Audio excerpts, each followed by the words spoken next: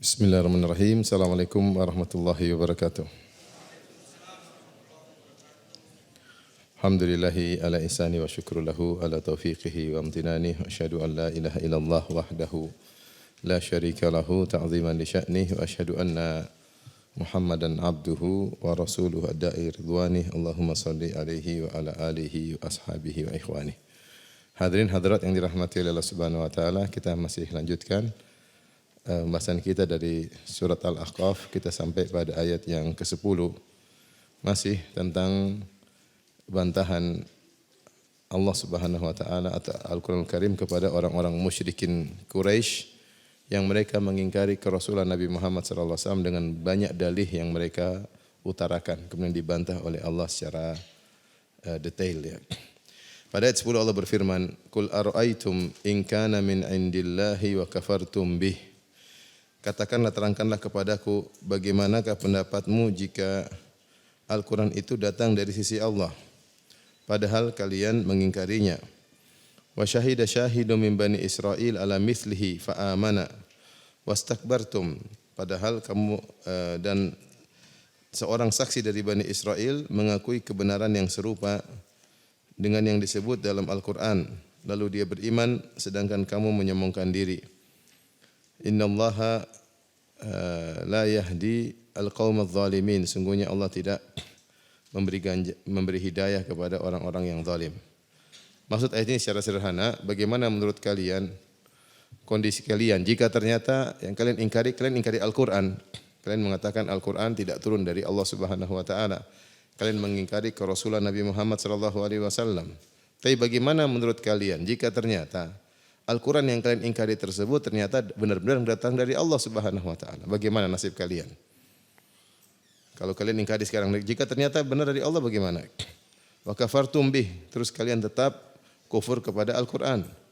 Sementara wa syahida syahidun min bani Israil ala mithlihi. Sementara ada dari saksi dari Bani Israel, yaitu seorang dari Yahudi ya, yang beriman kepada seperti Al-Quran.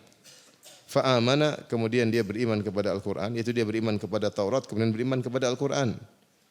Ini bagaimana? Kalian mengingkari Al-Quran sementara ada Yahudi yang nantinya beriman kepada Al-Quran. Bagaimana nasib kalian?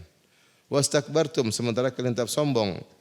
Innallaha la yahdil qaumadz zalimin. Sungguhnya Allah tidak memberi petunjuk kepada orang-orang yang zalim. Ini kelanjutan dari hujah argumentasi yang dikemukakan oleh Allah Subhanahu wa taala untuk membantah mereka orang-orang kafir Quraisy yang mereka mengatakan mustahil Muhammad sallallahu alaihi wasallam adalah utusan Allah. Mustahil Allah mengirim atau menurunkan Al-Qur'an kepada Nabi Muhammad sallallahu alaihi wasallam ya. Dan sudah kita sebutkan sebelumnya syubhat-syubhat yang mereka utarakan dan dibantah oleh Allah satu persatu. Tapi pada kali ini, pada ayat kali ini Allah Subhanahu wa taala menyebutkan hujah yang lain ya, bahwasanya Al-Qur'an ini ternyata diimani oleh seorang Yahudi yang sebelumnya beriman kepada Taurat, kemudian beriman kepada Al-Qur'an. Sebagian ahli tafsir seperti Tahir bin Asyur menyebutkan orang-orang kafir Quraisy, mereka tinggal di Mekah, orang-orang kafir Mekah. Mereka punya interaksi dengan orang-orang Yahudi ya. Terutama mereka punya perdagangan ya dengan orang Yahudi, dan terkadang mereka pergi ke Syam dan mereka harus lewat Madinah, dan di sana banyak orang-orang Yahudi, mereka berinteraksi dengan mereka, dan mereka juga harus lewat Khaybar karena kan Mekah, kemudian Madinah, kemudian Khaybar, Tabuk, baru kemudian Syam ya, Yordan, Palestina dan yang lainnya. Dan kita tahu bahwasanya perdagangan orang-orang Quraisy adalah ke negeri Syam. Ketika mereka ke negeri Syam, mereka melewati banyak orang Yahudi. Di Madinah mereka bertemu orang Yahudi ya, seperti Bani Qainuqa, Bani Nadhir dan Bani Quraidah. Lalu kali Khaybar kampung orang Yahudi semuanya. Mungkin di negeri Syam juga mereka bertemu orang Yahudi. Dan terus terang tentunya secara konsekuensi logis, ketika ada dari suku mereka yaitu orang Arab bernama Muhammad sallallahu alaihi wasallam mengaku memproklamirkan dirinya sebagai seorang nabi, tentu mereka ingin tahu. Dan tentu mereka akan bertanya-tanya kepada orang Yahudi karena orang-orang Yahudi adalah beriman kepada kitab samawi. Ya, mereka akan bertanya, bagaimana tentang Muhammad? Bagaimana tentang agama kalian? Tentunya orang-orang Yahudi akan mengabarkan semirip dengan Nabi Muhammad. Itu ada nabi kami namanya Musa, ya, misalnya. Itu nabi kami ada namanya Isa. Kemudian ada nabi kami Musa dan nabi kami juga diturunkan kepadanya Taurat. Jadi mirip dengan apa? Dengan Rasulullah SAW. Makanya Rasulullah mengatakan, "Qul ma kuntu bid'an minar rusul." Bukanlah aku ini rasul yang baru. Sebelumku sudah ada rasul-rasul sebelumnya yang mereka juga diturunkan kepada mereka kitab-kitab suci. Aku bukan suatu yang baru. Sebagaimana Nabi Musa diturunkan kepadanya Taurat. Tentu banyak rasul sebelum Nabi Muhammad SAW, banyak rasul. Tapi rasul yang paling terkenal, yang dekat zamannya dengan Nabi SAW adalah Nabi Musa alaihissalam. Nabi Isa kurang. Kenapa? Karena Nabi Isa diperselisihkan. Sebagian Yahudi tidak beriman kepada Nabi Isa. Kemudian dia juga pengikutnya tidak banyak. Beda dengan Yahudi ketika itu pengikutnya sangat banyak dan Nabi Musa diimani oleh Yahudi maupun Nasara. Maka kalau orang-orang kafir Quraisy berinteraksi dengan orang-orang Yahudi kemudian bertanya-tanya, maka jelas ini sebagai dalil bahwasanya Muhammad SAW sebagai Rasul sangat mungkin sekali. Dan Al-Quran turun sebagai wahyu dari Allah kepada Nabi Muhammad juga sangat mungkin sekali. Apalagi Allah berfirman dalam ayat ini,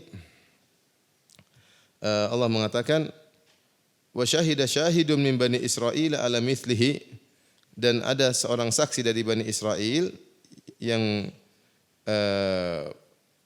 beriman kepada Al-Quran. Siapa seorang dari Bani Israel ini? Maka banyak ahli tafsir mengatakan maksudnya adalah Abdullah ibn Salam, Abdullah bin Salam, yaitu seorang rahib Yahudi, pendeta Yahudi yang kemudian masuk Islam. Tetapi kita tahu bahwasanya Abdullah bin Salam masuk Islam ketika Rasulullah SAW sudah berhijrah. Dialah yang membawakan hadis ketika Rasulullah SAW datang ada isu bahwasanya Muhammad ini adalah seorang pendusta. Maka ketika Rasulullah SAW berhijrah, dia segera ingin lihat Nabi Muhammad. Dia mengatakan, saya lihat wajah Muhammad bukanlah wajah pendusta. Wa awwalu kalamin sami'tuhu minan Nabi sallallahu alaihi wasallam, dan pertama kali yang saya dengar dari dakwah Nabi ketika masuk ke kota Madinah, Rasulullah SAW bersabda, ya ayuhan nas afsyus salam, wahai manusia sekalian tebarkan salam. Wasilul arham, sambunglah silaturahmi. Wa atimut ta'am, berilah makan kepada fakir miskin. Wa sallu bil laili wan nasu niyam, salatlah di malam hari ketika orang sedang tidur. Tadkhulul jannata bisalam, niscaya kalian akan masuk surga dengan penuh keselamatan. Akhirnya dia malah beriman kepada Nabi Muhammad sallallahu alaihi wasallam karena banyak isu bilang Nabi Muhammad pendusta. Dia ingin lihat. Ketika dia lihat, dia pastikan ini adalah Rasulullah sallallahu alaihi wasallam. Kemudian dia beriman kepada Nabi sallallahu alaihi wasallam, ya. Dan kisahnya panjang tentang kisah Abdullah bin Salam radhiyallahu anhu, butuh pembahasan khusus ya tentang beliau. Tapi intinya beliau ini baru beriman setelah di Madinah. Sementara kita sudah bahas surat Al-Ahqaf ini adalah surat Makkiyah. Surat Makkiyah yang turun di Mekah sebelum Nabi berhijrah. Sementara Abdullah bin Salam baru masuk Islam ketika di Madinah. Sementara dalam ayat ini Allah berfirman, wa syahida syahidun min bani Israil ala mithlihi fa amana, dan ada seorang saksi dari Bani Israel yang mengakui kebenaran yang serupa dengan Al-Quran, lalu dia beriman, yaitu beriman kepada Al-Quran. Dari gara-gara ini khilaf di kalangan para ulama. Ayat ini apakah ayat Makkiyah atau ayat Madaniyah? Kenapa? Karena Allah sedang berbicara tentang Bani Israel yang beriman. Banyak para salaf menafsirkan maksudnya adalah Abdullah bin Salam. Sementara Abdullah bin Salam berimannya di Madinah. Paham atau tidak ibu-ibu? Saya ulangi. Ayat ini surat Al-Ahqaf adalah surat Makkiyah. Makkiyah maksudnya turun sebelum Nabi berhijrah. Ternyata pada ayat ke-10 Allah berdalil dengan berimannya Bani Israel kepada Al-Quran. Wa syahida syahidun min Bani Israil ala mithlihi fa amana. Dan ada seorang dari Bani Israel yang menyaksikan akan kebenaran semisal Al-Quran lalu beriman kepada Al-Quran. Yang dimaksud Abdullah ibn Salam. Taib, ini ayat bercerita tentang seorang yang baru masuk Islam ketika di Rasulullah sudah berhijrah. Terus bagaimana kita mengkompromikan sementara suratnya surat Makkiyah? Maka ada dua pendapat secara umum. Pendapat pertama, sebagian ahli tafsir mengatakan ayat ini ayat Madaniyah. Khusus ayat ke-10 ini ayat Madaniyah. Meskipun secara global surat Al-Ahqaf dari awal sampai akhir adalah surat Makkiyah, turun sebelum Nabi berhijrah. Tapi ada sebagian ayatnya yang ternyata Madaniyah.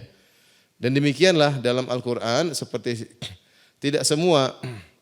Jadi Al-Quran itu bukan kitab sejarah. Terkadang ada ayat yang turun belakangan, Rasulullah bilang jadikan ayat ini di surat ini di bawah ayat ini. Jadi ayat tidak mesti turun berurutan. Ya, bukan berarti surat Al-Baqarah turunnya nurut sampai ayat 280 sekian, bukan. Terkadang turun surat Al-Baqarah, kemudian turun surat Al-Maidah, turun surat beda-beda. Ya. Tetapi ketika turun ayat yang berbeda-beda karena kasus berbeda-beda, Rasulullah yang atur. Kata Rasulullah ayat ini jadikan di bawah ayat ini ayat sekian dalam surat sekian. Paham? Contoh seperti surat Iqra bismi rabbikal ladzi khalaq. Surat pertama turun dalam Islam adalah surat Al-Alaq, tapi cuma 5 ayat. Iqra bismi rabbikal ladzi khalaq, khalaqal insana min 'alaq, Iqra wa rabbukal akram alladzi 'allama bil qalam, 'allamal insana ma lam ya'lam. Ayat 5 ayat saja. Sisanya nanti. Kemudian turun surat-surat yang lain. Kemudian di surat Al-Alaq ada kisah Abu Jahal yang ingin mengganggu Nabi. Afara'aital ladzi yanha ara'aital ladzi yanha abadan idza shalla. Ara'aita in kana 'alal huda, ya. Ya.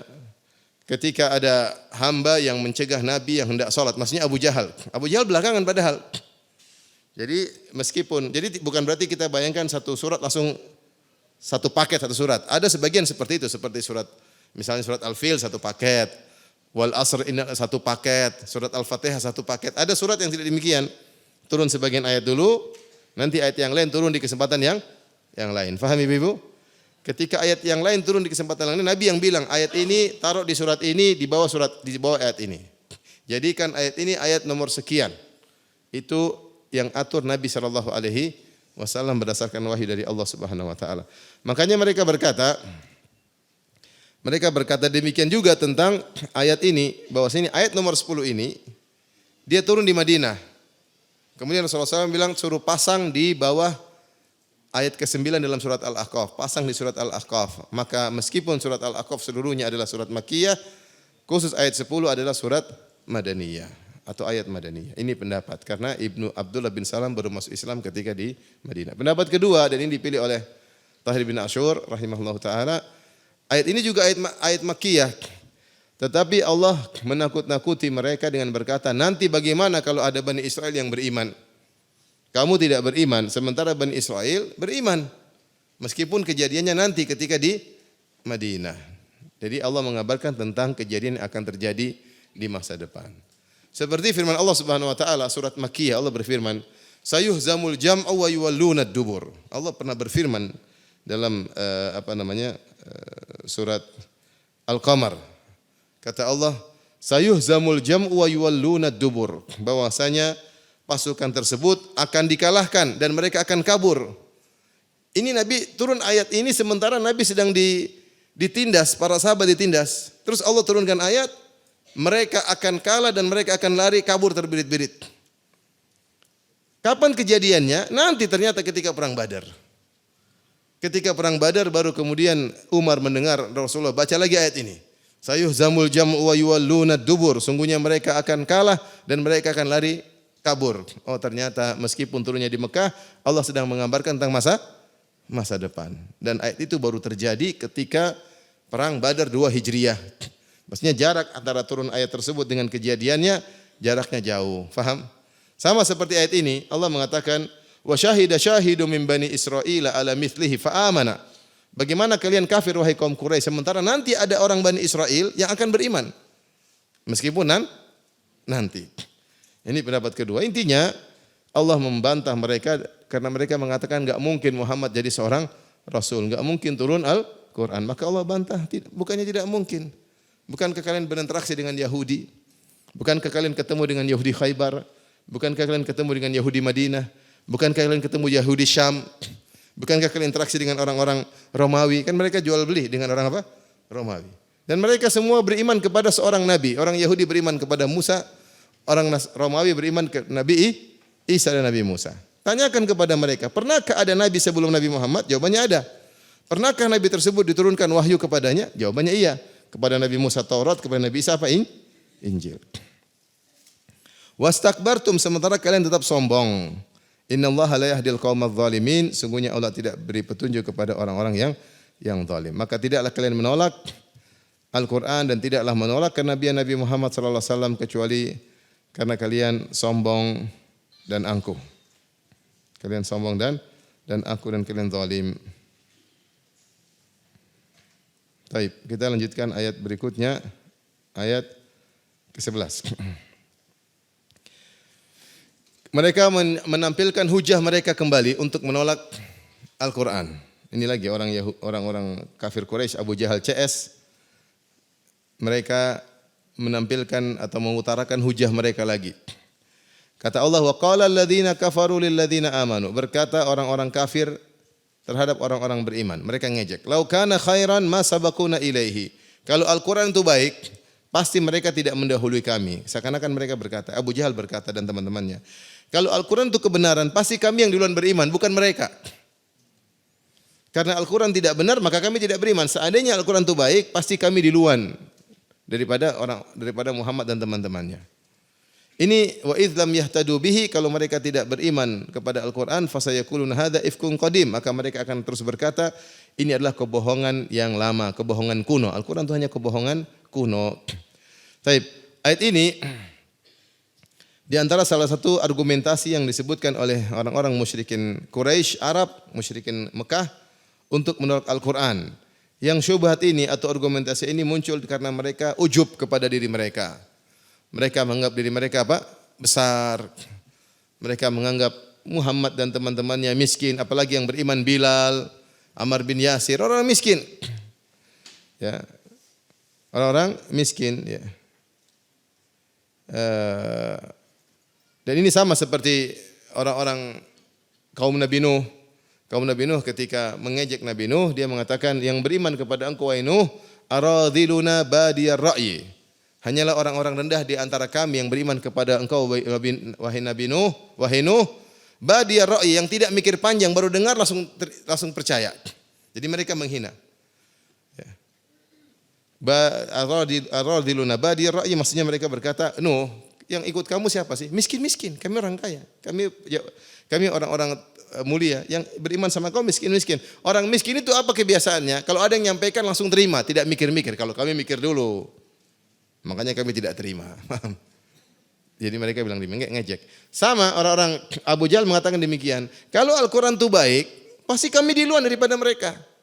Karena tidak baik, makanya kami tidak ikut. Kenapa? Karena mereka adalah orang-orang rendah. Perkataan mereka persis seperti perkataan kaum Nabi Nuh. Wa ma naraka taba'aka illa alladziina hum aradhiluna badiyar ra'yi. Kami lihat tidak beriman kepada engkau wahai Nuh kecuali hanya orang-orang hina di antara kami yang mereka terima tanpa mikir panjang. Adapun kami mikir bahlul ya. Taib. Dan ini disebutkan karena kesombongan mereka. Dan ayat-ayat seperti ini banyak, di antaranya mereka mengatakan misalnya ahaula imannallahu alaihim min bainina. Kata mereka, kok bisa yang beriman mereka kami tidak? Kenapa Al-Quran turun kepada Muhammad? Kenapa yang beriman orang-orang rendahan seperti itu? Bukankah kami lebih mulia daripada pengikut Muhammad? Harusnya Allah pilih kami yang lebih mulia. Jadi mereka merendahkan, apalagi pengikut Nabi Muhammad SAW, banyak orang-orang miskin, banyak budak-budak. Ya, banyak budak-budak, ya. Maka mereka menganggap kalau Al-Quran itu ada kebaikannya, tentu kami akan ikut. Adapun orang-orang lemah yang beriman kepada Al-Quran, di antaranya Bilal bin Rabah, Ammar bin Yasir, Abdullah bin Mas'ud, Sumayyah, ya.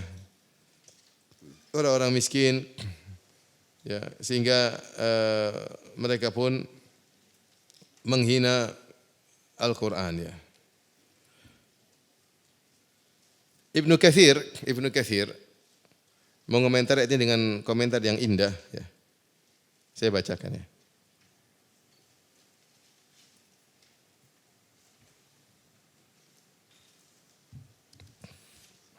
Jadi kalau Abu Jahal bilang, kalau Al-Quran itu baik, pasti kami duluan beriman daripada Abu Bakar dan teman-temannya. Ini kata mereka ya. Tapi karena Al-Quran tidak baik, tidak benar, hanyalah dongeng, hanyalah tipuan kuno, maka kami tidak akan beriman. Ibnu Katsir mengatakan sebaliknya Ahlus Sunnah berkata, saya bacakan ya. Wa amma Ahlus Sunnati wal Jamaah, kata Ibnu Katsir. Adapun Ahlus Sunnah wal Jamaah, fayaquluna fi kulli fi'lin wa qawlin lam yathbut anis sahabati radhiyallahu ta'ala anhum huwa bid'atun li'annahu law kana khairan lasabaquna ilaihi. Adapun Ahlus Sunnah sebaliknya, kalau ada sesuatu yang tidak dilakukan oleh para sahabat, yaitu yang beriman kepada Nabi Muhammad.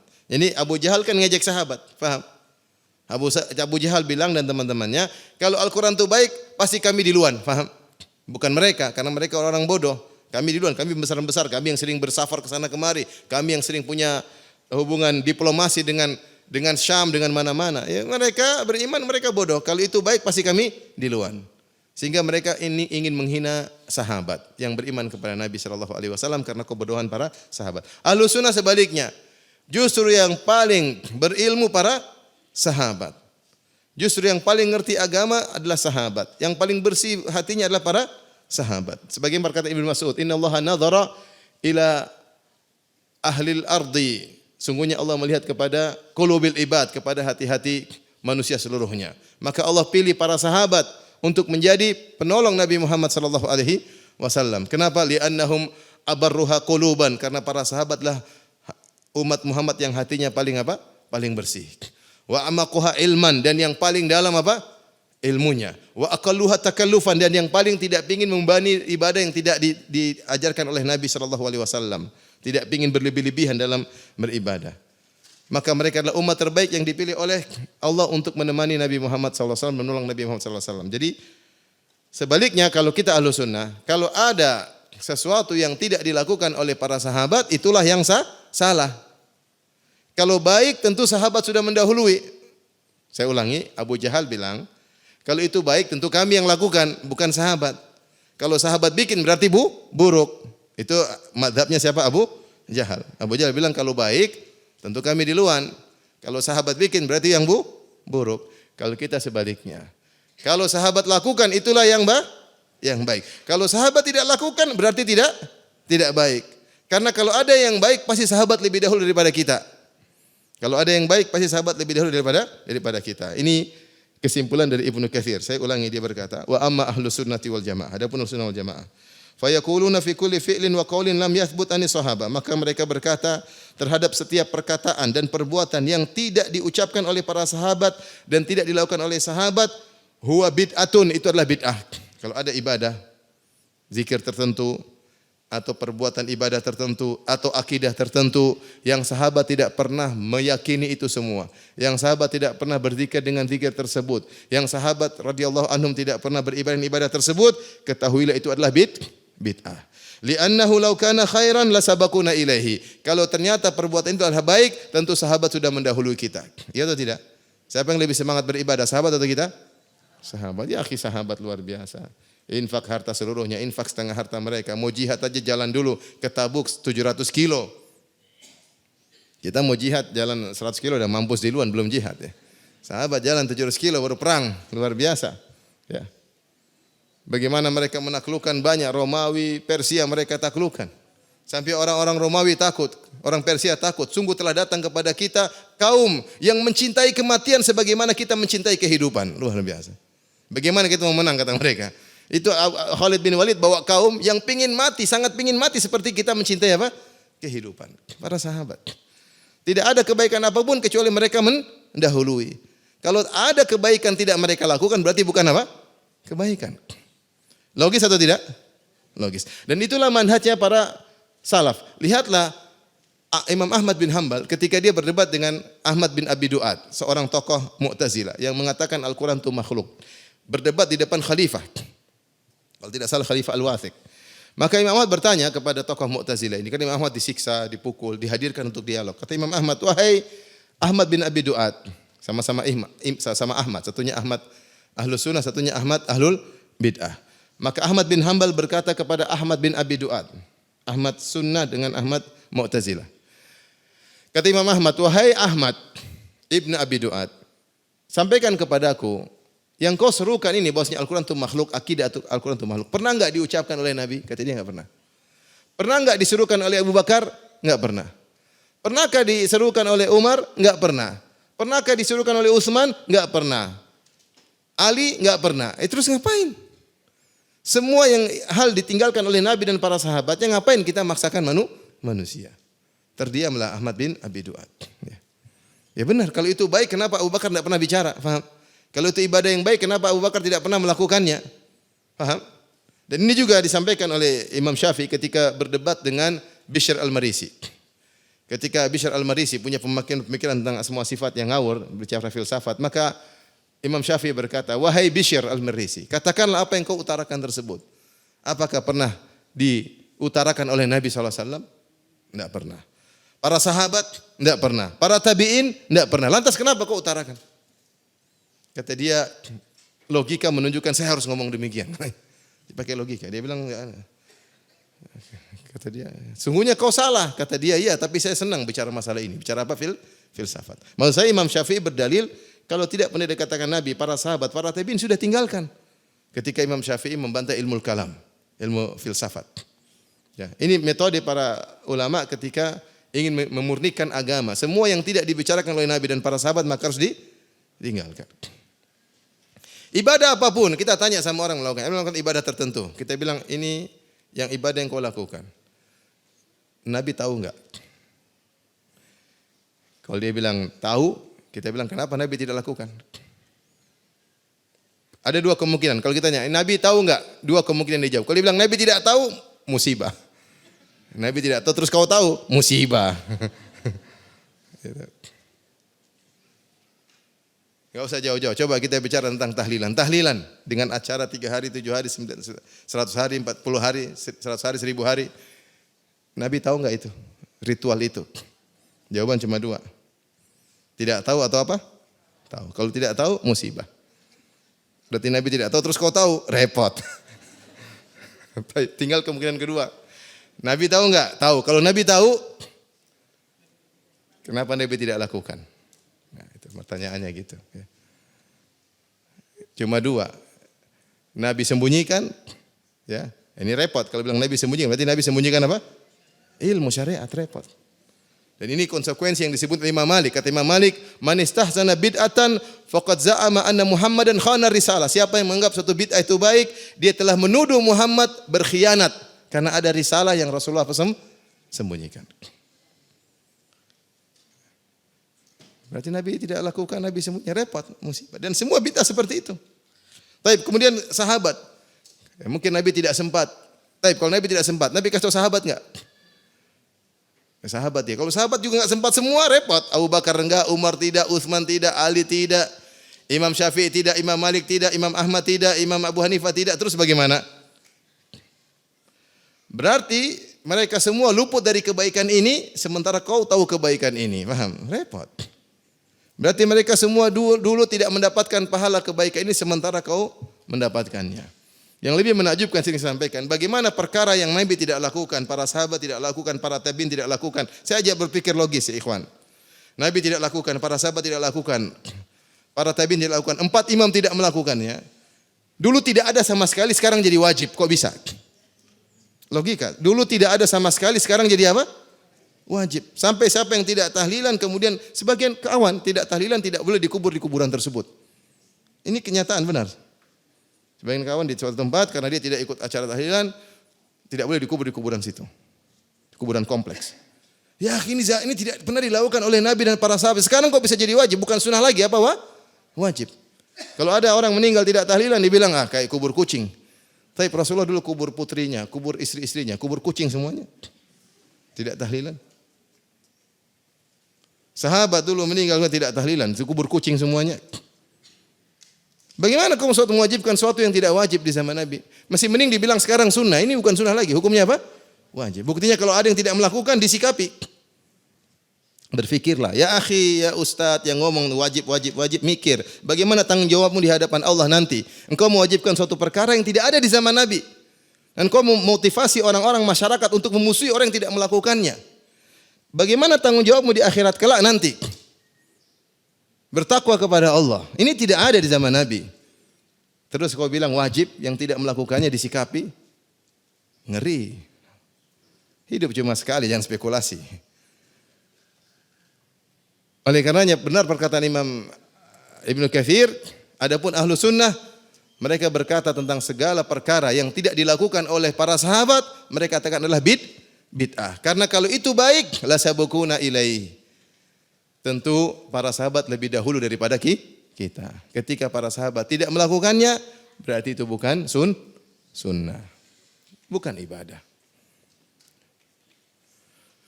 Makanya kalau kita bikin ajaran baru, kita bilang berarti Islam belum sempurna. Adapun sabda Nabi firman Allah, "Al-yauma akmaltu lakum dinakum." Pada hari ini aku sempurnakan agama kalian, ya. Berarti ayat itu seakan-akan tidak berlaku karena ayat belum sempurna kecuali sampai muncul bid'ah yang terakhir. Agama belum sempurna, akan muncul bid'ah baru.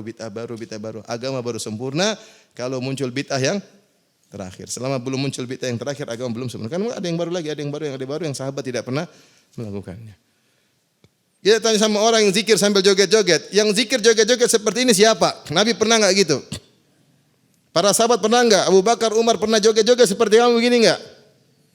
Terus mereka tahu enggak bahwasanya joget, zikir sambil joget ini ibadah? Mereka tahu enggak? Tanya.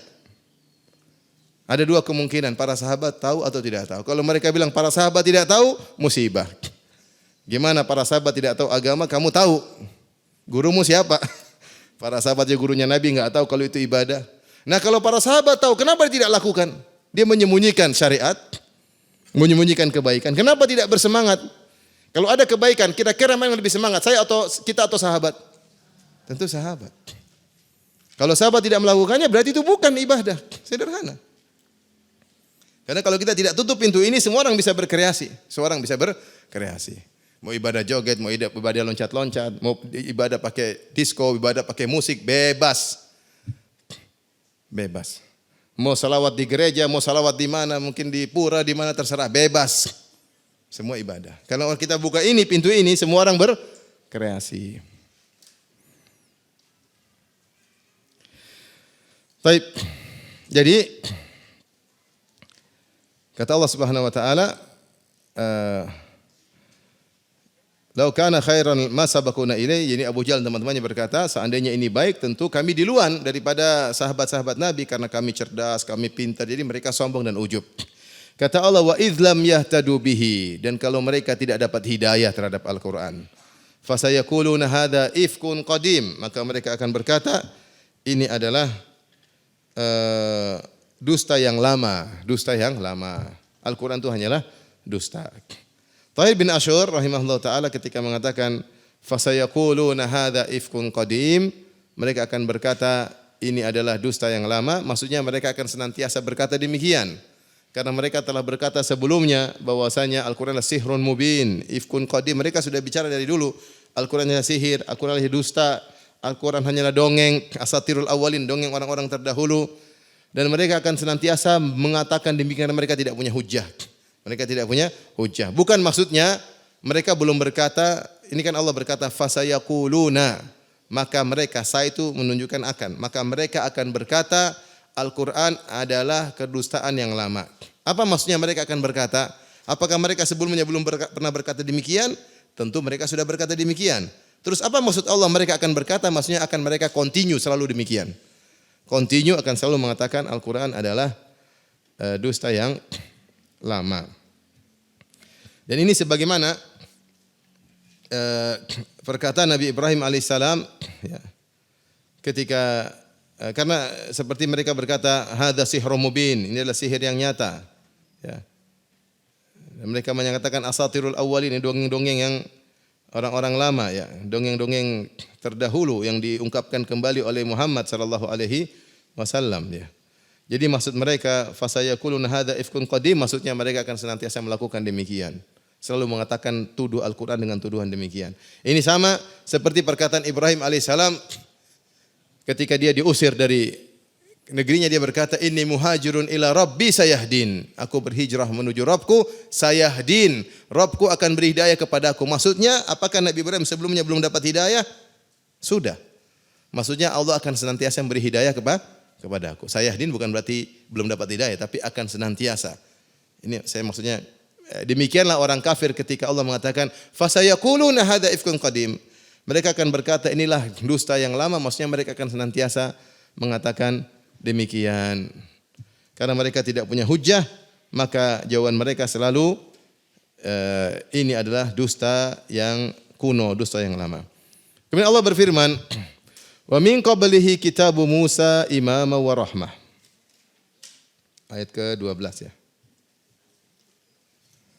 Kata Allah wa min qablihi, dan sebelumnya, sebelum Al-Qur'an ada kitabu Musa. Kitab Musa maksudnya apa tahu? Taurat. Imaman wa rahmah, yang fungsi dari Taurat tersebut adalah sebagai petunjuk, imam, diikuti. Wa rahmah, dan kasih sayang. Kasih sayang kepada umat Bani Israel. Ya. Ada yang mengatakan maksudnya imaman wa rahmah, maksudnya Nabi Musa itu sendiri. Sama mau diartikan yang jadi imam dan rahmat, petunjuk dan rahmat adalah Taurat, atau dikatakan ini masuk menjadi petunjuk dan rahmat adalah Nabi Musa, benar karena demikian. Sebagaimana Al-Qur'anul Karim dan Nabi Muhammad. Al-Qur'anul Karim adalah petunjuk dan rahmat, Nabi Muhammad juga petunjuk dan rahmat. Wa hadza, Allah isyarat bahwasanya menekankan kembali bahwasanya sebelum ada Al-Quran ada Taurat. Kemudian orang musyrikin menuduh bahwasanya Al-Quran tidak ada kebaikannya. Ini bohong kata Allah. Lihatlah kitab sebelumnya, sebelum Al-Quran. Ada kitab Taurat. Apakah dalam Taurat tidak ada kebaikan? Ada kebaikan. Jadi ini bantahan terhadap orang-orang musyrikin yang mengatakan ya bahwasanya laukana khairan, kalau Al-Quran itu baik, tentu kami akan duluan ngikut. Kesimpulannya Al-Quran tidak baik. Faham? Saya ulangi, orang Abu Jahal dan teman-temannya berkata, wa qala alladziina kafaru alladziina aamanu law kana khairan lasabaquna ilaih. Kalau Al-Quran itu baik, tentu kami akan duluan daripada daripada mereka, ya. Daripada sahabat Nabi Muhammad SAW. Seakan-akan mereka mengatakan Al-Quran tidak baik, maka Allah bantah bahwasanya Al-Quran itu baik. Jangankan Al-Quran, kitab sebelumnya, Taurat, wa min qablihi, dan sebelum Al-Quran ada kitab Taurat, kitab Musa. Ternyata kitab Nabi Musa itu Taurat, imaman wa rahmah, isinya kebaikan. Sebagai imam, yaitu sebagai petunjuk atas segala kebaikan, dan rahmat dan penuh kasih sayang kepada umat Bani Israel. Jika Taurat adalah petunjuk dan rahmat bagi umatnya, umat Nabi Musa, bagaimana dengan Al-Quran? Paham ini Allah bantah dengan kias aulawi. Membantah yang mengatakan Al-Quran tidak ada kebaikan. Kenapa? Karena Al-Quran lebih afdal daripada Taurat. Jika Taurat ada kebaikan, maka Al-Quran lebih baik ada kebaikan. Wahada, kemudian Allah lanjutkan, wahada kitabun musaddiqun, dan Al-Quran ini lebih baik. Kenapa? Dia musaddiq, dia penentu, muhaimin.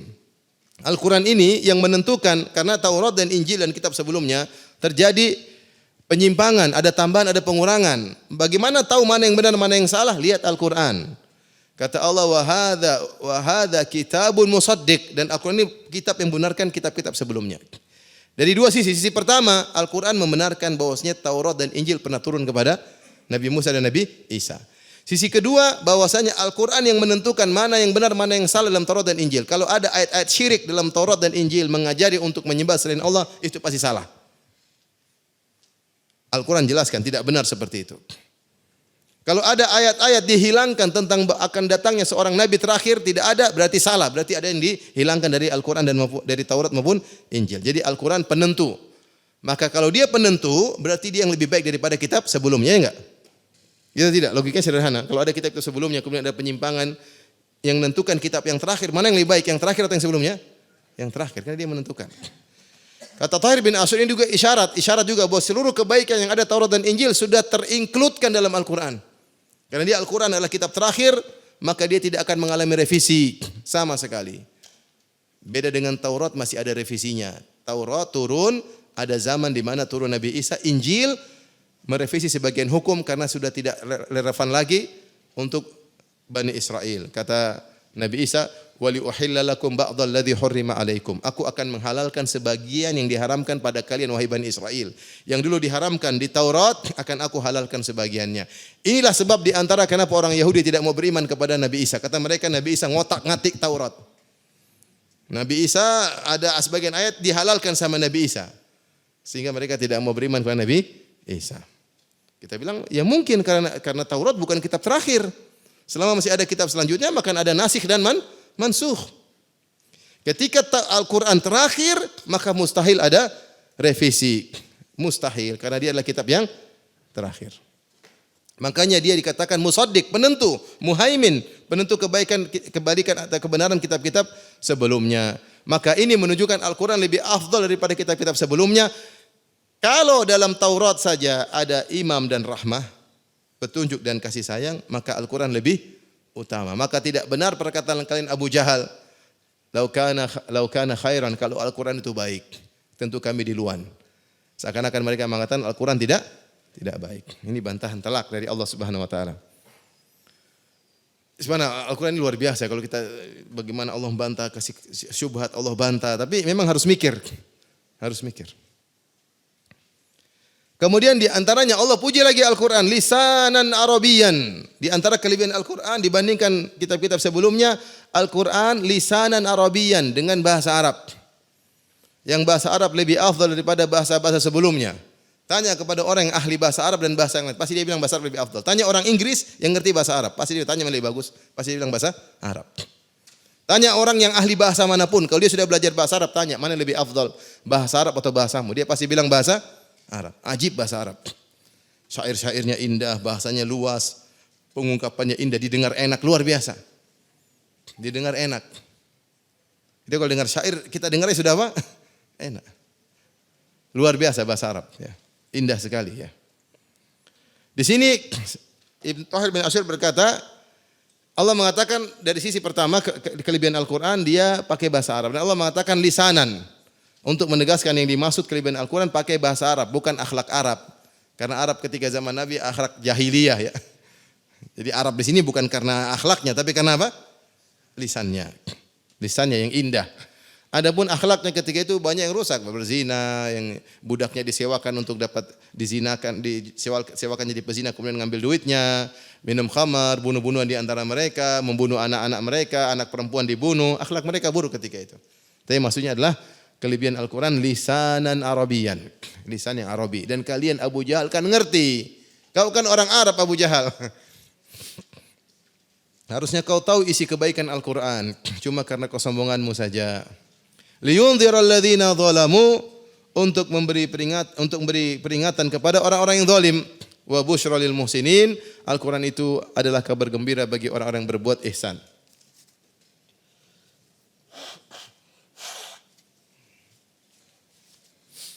Baik, jadi Allah membantah pernyataan Abu Jahal dan teman-temannya Al-Quran itu buruk dengan beberapa tadi bantahan.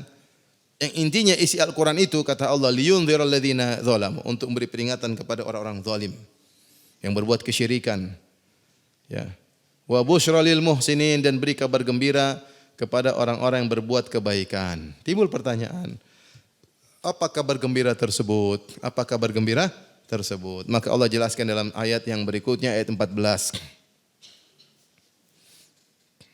Ayat ke 13 dan 14. Allah berfirman, innal ladzina qalu rabbunallahu tsumma istaqamu. Sungguhnya orang berkata Rabb kami adalah Allah. Tsumma istaqamu, kemudian istiqamah. Fala khaufun alaihim wa lahum yahzanun. Tidak ada kekhawatiran bagi mereka dan tidak ada kesedihan bagi mereka. Ulaika ashabul jannati khalidina fiha. Mereka adalah penghuni surga kekal selamanya di dalamnya. Jazaa'an bima kanu ya'malun, sebagai balasan ganjaran atas apa yang mereka kerjakan. Inilah busyra dari Al-Quran kepada orang yang berbuat ihsan, bahwasanya mereka tidak takut, tidak sedih, dan mereka tidak khawatir, dan mereka di akhirat akan masuk surga kekal selama-lamanya karena amal soleh yang mereka lakukan. Baik. Ayat 13 Allah berfirman, innal ladzina qalu rabbunallah, sungguhnya orang yang berkata Rabb kami adalah Allah, tsumma istaqamu, kemudian istiqamah. Tsumma di situ maksudnya secara rutbah. Ya, bukan jarak waktu. Artinya orang beriman setelah itu dia naik irtiqa, dia naik tingkatan berikutnya, kemudian apa? Istiqamah. Karena beriman lebih mudah daripada mempertahankan keimanan tersebut. Paham? Untuk mencapai keimanan susah, tapi lebih mudah daripada mempertahankan keimanan tersebut. Sama saya sering sampaikan, untuk ikhlas tidak mudah. Orang berusaha untuk ikhlas tidak mudah, butuh perjuangan. Kalau sudah ikhlas, mempertahankan ikhlas lebih susah lagi. Mempertahankan keikhlasan lebih susah lagi.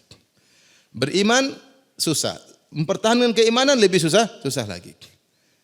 Seperti firman Allah Subhanahu wa taala, "Wa inni laghaffaru liman taba wa amana wa amila salihan tsumma tada."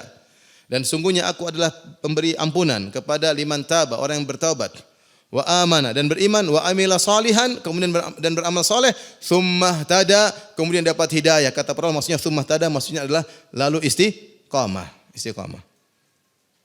Jadi istiqamah ya. Ini adalah suatu hal yang sangat berat dan dia puncak daripada agama.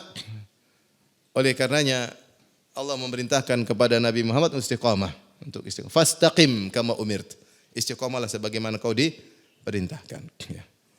Makanya Syekhul Islam Ibnu Taimiyah rahimahullah berkata, "A'zamul karamah luzumul istiqamah." Karamah yang paling besar bukan terbang, ya, bukan menghilang, bukan. Tapi bisa istiqamah. Ya, kalau ente orang bilang kalau bisa menghilang itu karomah dari Allah. Tapi kalau menghilang terus kamu ngapain kalau menghilang? Paling ngintip orang, kemudian kemana, nyuri barang, menghilang terus ngapain? Enggak enak bisa menghilang. Nanti istri cari, "Mas di mana?" Anaknya cari, "Abi di mana?" Abi menghilang, apa faedahnya? Memang ada dalil yang bisa menghilang masuk surga? Enggak ada kan? Jadi yang benar karomah yang terbaik adalah istiqamah. Kalau di zaman sekarang ada orang bisa istiqamah, bisa tundukkan pandangan, tidak nonton film Korea, luar biasa. Ada wanita di zaman sekarang tidak pernah ngomel sama suami, luar biasa, di puncak istiqamah. Ada wanita zaman sekarang yang lain pada ngelihat-lihat keindahan dunia, enggak, dia baca Al-Quran, luar biasa. Tapi ada enggak? Wallahu alam. Ini luar biasa. Innal ladzina qalu rabbuna Allah, sungguhnya yang berkata Tuhan kami adalah Allah, tsumma istaqamu, kemudian apa? Istiqamah. Apa balasannya? Fala khaufun alaihim wa lahum yahzanun, tidak ada kekhawatiran atas mereka. Di sini ada yang menarik. Tahir bin Asy'ar mengatakan fala khaufun alaihim wa lahum yahzanun, mereka tidak khawatir dan mereka tidak bersedih. Ini bukan berarti cuma di surga saja, bahkan di dunia mereka sudah merasakan itu. Mereka tidak khawatir, mereka tidak sedih. Apakah mereka tidak khawatir sama sekali? Tidak sedih sama sekali? Maksudnya tidak ada kekhawatiran yang menetap dan tidak ada kesedihan yang menetap. Semua orang beriman pasti pernah sedih, pasti pernah apa? Khawatir. Nabi Muhammad SAW pernah sedih, Nabi SAW pernah menangis, Nabi SAW pernah ketakutan, tapi tidak menetap. Kenapa? Karena istiqomah mereka menghilangkan semua, hati mereka menjadi tenang kembali. Jadi kalau orang diuji oleh Allah, dikasih musibah, kemudian dia istiqomah dalam ketaatan, pasti akan hilang itu. Kekhawatiran tersebut akan hilang, kesedihan itu akan hilang. Kalau tidak hilang-hilang, istiqomahnya harus diperbaiki. Nabi pernah ketakutan? Pernah. Rasulullah SAW ketika perang Badar, Rasulullah SAW berdoa, Allahumma ya ajiz wa'adak, ya Allah anjiz wa'adak, ya Allah realisasikan janjimu ya Allah. Ya Allahumma in tahlik hadhil isabah falan tu'bat, ya Allah kalau kau binasakan kami pada perang Badar ini, kami cuma 315, mereka 1000 orang, tentu kau tidak akan disembah lagi. Rasulullah berdoa dengan seperti itu. Ketakutan, sedih, minta kepada Allah. Akhirnya Allah menangkan. Ketika putranya Ibrahim meninggal, Rasulullah SAW menangis. Di pangkuan Nabi, kemudian sakaratul maut di pangkuan Nabi, Nabi pun menangis. Nabi berkata, innal qalba la yahzan, hati sungguh sedih. Wa innal aina la tadma, sungguh mata mengeluarkan air mata. Wa la naqulu illa bima yurdi rabbana, namun kami tidak mengucapkan kecuali perkataan yang membawa keridhaan dari Allah Subhanahu wa taala. Wa inna bi firaqika ya Ibrahim la mahzunun, sungguh kami sangat bersedih dengan kepergianmu hai Ibrahim. Tapi apakah berkelanjutan? Tidak. Orang istiqamah diuji, dia ada sedih khawatir tapi tidak terus-terusan karena beriman kepada hari akhirat. Allah akan berikan ketenangan. Dan di sini ada faedah berikutnya. Allah mengatakan fala khaufun alaihim. Allah tidak mengatakan fala khaufun lahum atau fala khaufun fihim. Tapi Allah mengatakan fala khaufun alaihim, yaitu seakan-akan Allah berkata kepada orang lain, kamu tidak usah khawatir tentang dia. Ibaratnya gini. Kita kenal ada teman, dia sangat soleh. Kemudian ada kabar anaknya meninggal. Terus ada teman satu, dia khawatir. Gimana sih fulan? Kita bilang enggak usah khawatir. Enggak usah khawatir atas dia. dia orang soleh, dia bisa sabar. Saya kenal dia, gampang. Maksudnya paham? Saya bilang fala khaufun alaihim, tidak usah khawatir atas dia. Kenapa saya kenal dia? Dia orang sabar, orang soleh, insya Allah dia kuat menahaninya. Satunya bilang, gimana dia? Jangan khawatir. Kalau kau yang kena, saya khawatir, paham? Tapi kalau dia, saya enggak khawatir. Jadi firman Allah, fala khaufun alaihim, maksudnya enggak usah khawatir atas mereka. Allah berbicara dengan kita. Jangan khawatir atas mereka, karena Allah tahu mereka telah istiqamah. Kalau mereka istiqamah, mereka akan kuat menghadapi segala ujian. Yang orang tidak kuat menghadapi ujian, istiqomahnya bermasalah pasti. Istiqomahnya bermasalah. Diuji sih, aduh, mending mati aja. Mau mati sekarang nanti aja. Repot. Mau mati utang belum bayar utang dulu baru mati. Jadi kalau orang istiqomah, kita enggak khawatir. Karena kita tahu dia orang soleh, dia pasti kuat, dia pasti sabar, dia pasti apa? Tegar. Di dunia seperti itu, tidak ada kekhawatiran yang terus menerus, tidak ada kesedihan terus menerus. Kemudian kata Allah, ulaika ashabul jannah, mereka penghuni surga. Penghuni surga khalidina fiha, kekal selamanya dalam surga. Jazaa'an bima kanu ya'malun, sebagai balasan atas apa yang mereka kerjakan. Bahwasanya untuk masuk surga butuh sebab. Di antara sebab masuk surga adalah beramal saleh. Seperti dikatakan oleh para ulama, masuk surga dengan rahmat Allah. Selamat dari neraka dengan ampunan Allah. Tingkatan surga dengan amal saleh. Saya ulangi, masuk surga dengan apa atau dengan amal atau dengan rahmat? Rahmat Allah. Selamat dari neraka dengan ampunan Allah. Tingkatan di surga dengan amal saleh. Kata Allah, walikullin darajatum mimma amilu. Masing-masing punya derajat sesuai dengan amal yang mereka lakukan. Tapi demikian saja apa yang saya sampaikan. Insyaallah berikutnya kita akan bahas tentang ayat yang ke-15 tentang rahasia umur 40 tahun. InsyaAllah pada pertemuan berikutnya. Wallahu ta'ala alam bisawab. Kalau yang bertanya saya persilahkan.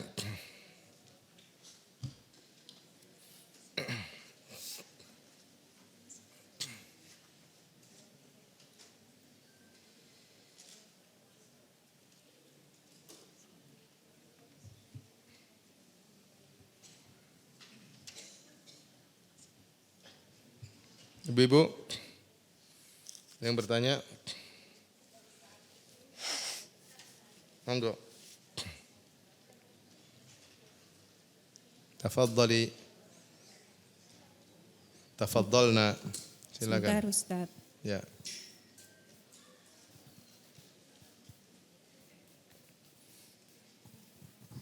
Assalamualaikum warahmatullahi wabarakatuh, Ustaz. Waalaikumsalam warahmatullahi wabarakatuh.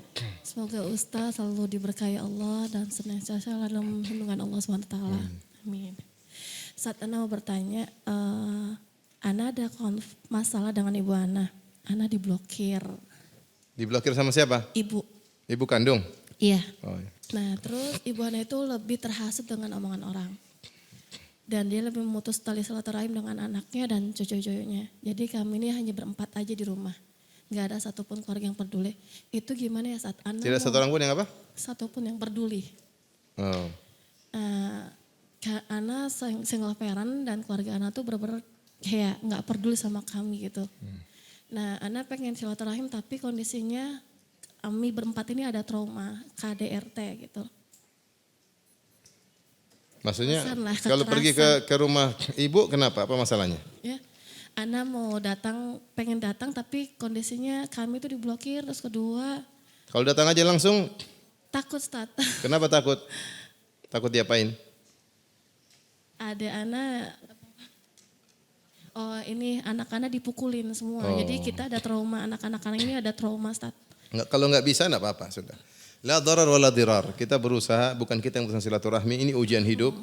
Kita difitnah, akhirnya orang tua menjauhi kita, kita hanya bisa melakukan semaksimal mungkin. Tetap kalau anak-anak tidak bisa ikut, ibu aja datang sana sendiri ke orang tua, jelaskan. Kalau ternyata tetap saja mudarat, dipukul atau apa ya enggak apa-apa. Enggak, jadi Ana bukan termasuk anak yang durhaka kan, Ustaz? Enggak. Insyaallah enggak. Enggak, yang penting yang salah bukan anti, kalau yang salah anti yang masalah. Ya, kalau ternyata yang salah ibu karena terkena hasutan, anti tidak bermasalah. Yang penting anti berusaha untuk sambung, kalau tidak mampu jangan dipaksa. Rasulullah mengatakan la darar wala dirar, tidak boleh seorang mempaparkan dirinya pada kemudaratan. Anak-anak boleh bertanya, Ustaz, tentang ini? Ini Ustaz, Ana satu lagi punya mantan, anak-anak benar-benar dari kecil itu enggak diperdulikan sama sekali. Kenapa Bu? Ini anak-anak nggak mau lagi dengan hubungan dengan ayahnya. Ada nggak berdosa Ustaz? Sedangkan dia nggak perlu sama sekali. Sampai Gimana anak-anak tidak ada hubungan sama ayahnya? anak-anak udah nggak mau hubungan lagi sama ayahnya karena terakhir kali minta itu dikecewakan Ustaz gitu. Oh enggak boleh, jadi tetap bilang anak-anak itu ayah sabar maafin. Ya. Nggak pernah ngasih nafkah sama Ya enggak sekali. apa-apa itu. Ya, pokoknya anak-anak jangan diajarin durhaka sama Enggak Ustaz. orang tua. Ya udah, suruh sabar. Oke Ustaz, jazakallah Oh, iya. Ustaz. Assalamualaikum. Salam. Ustaz, kenapa terjadi perubahan pada kitab Taurat dan Injil? Sedangkan Allah Maha tahu mengetahui tentang umatnya dari mulai Nabi Adam. Jadi dalam Al-Quran Allah mengatakan bimastuhfidhu min kitabillah. Jadi Allah tidak pernah menjamin Taurat dan Injil untuk dijaga oleh Allah. Tapi Allah bebankan kepada para pendeta, para rahib. Ternyata mereka tidak amanah. Bimastuhfidhu min kitabillah. Mereka disuruh untuk menjaga. Ternyata mereka tidak merubah. Yang Allah jamin akan terjaga hanyalah Al-Quranul Karim. Semuanya ada hikmah. Allah alam bisawab, kembali kepada Allah Subhanahu Wa Taala. Bagaimana hukumnya menjual kebaya model tunit, ketat dan bawahnya pakai plisket? Apa ini tunit plisket? Saya tidak tahu.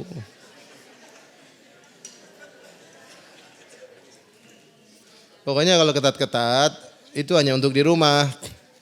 Kalau buat di luar tidak boleh. Di rumah ketat tidak apa-apa. Yang penting buat suami. Kalau ketat melihat lekukan tubuh tidak boleh. Kecuali baju dalam, baju luar tidak boleh begitu.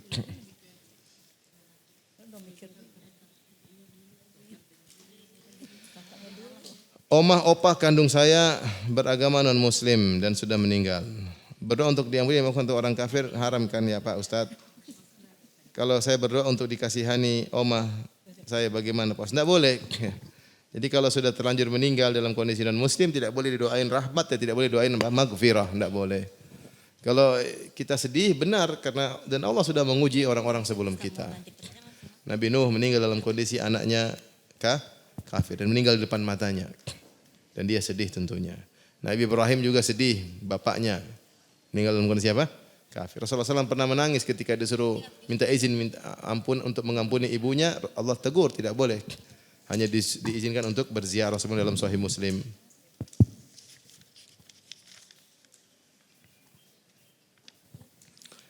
Ustaz, apa dalilnya bila muslimah yang sedang haid masuk masjid dan membaca Al-Quran? Ada khilaf di kalangan para ulama. Mayoritas ulama mengatakan bahwasanya wanita haid tidak boleh masuk masjid kecuali sebentar kalau ada keperluan. Sebagian ulama mengatakan tidak mengapa karena sebab dilarang wanita haid masuk masjid adalah karena khawatir mengotori apa? Masjid. Rasulullah ketika menyuruh Aisyah mengambil sajadah, kata Aisyah, saya sedang haid. Kata Rasulullah SAW, haidatuki laisat biyadiki. Haidmu bukan di tanganmu. Jadi enggak apa ngambil apa?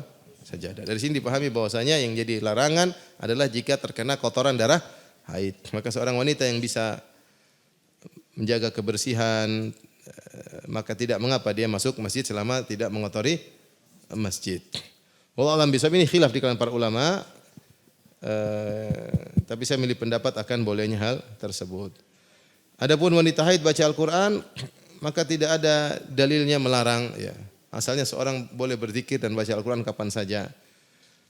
Sebagian ulama mengatakan tidak boleh baca Al-Quran bagi yang junub. Kemudian wanita haid dikiaskan kepada yang junub. Namun ini dibantah karena junub dengan haid berbeda. Kalau junub itu karena diri dia sendiri, dia menjunubkan dirinya dengan berhubungan atau yang lainnya. Yang kedua, dia junub mudah dihilangkan, tinggal mandi junub selesai. Tapi haid bukan keinginan dia.